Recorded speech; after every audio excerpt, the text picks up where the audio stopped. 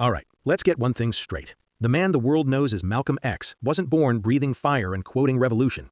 He started life in 1925 Omaha, Nebraska, as Malcolm Little, and the United States wasted absolutely zero time proving his anger would be justified. Childhood. America sets the stage. Malcolm's father, Earl Little, was a preacher and a supporter of Marcus Garvey. Translation: a black man loudly telling black people they deserved dignity.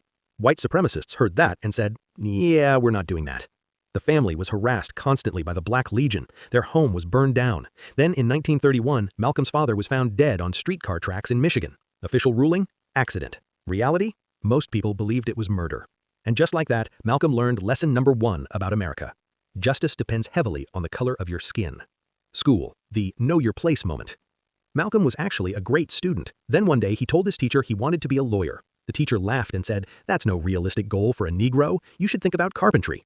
Imagine being a kid and realizing the system has already decided your ceiling. Malcolm heard the message loud and clear. So he dropped out. If the system wasn't going to play fair, why bother playing at all? Hustler era. The streets enter the chat.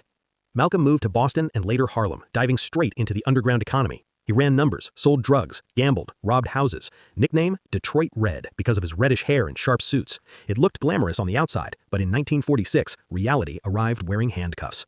Malcolm was arrested for burglary and sentenced to 10 years in prison. And here's where the story takes a turn nobody expected. Prison. The transformation. Behind bars, Malcolm discovered something dangerous. Books. He read everything. Philosophy, religion, history, politics. He practically copied the dictionary just to learn every word. Then he was introduced to the teachings of Elijah Muhammad and the Nation of Islam. Their message? America was built on white supremacy. Black people needed independence and pride. Malcolm was hooked. When he left prison in 1952, Malcolm Little was gone. He became Malcolm X. The X meant the stolen African name slavery erased. Rise to fame, America's most uncomfortable truth teller. Malcolm didn't whisper, he roared. He became the Nation of Islam's most electrifying speaker, turning small temples into packed auditoriums. While leaders like Martin Luther King Jr. preached integration and nonviolence, Malcolm said, if someone attacks you, defend yourself by any means necessary. The media painted him as dangerous, but black communities heard something different: honesty.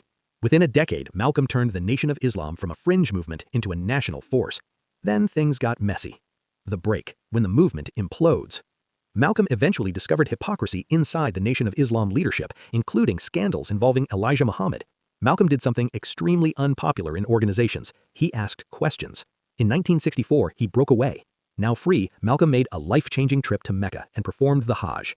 And the experience shocked him. He saw Muslims of every race praying together.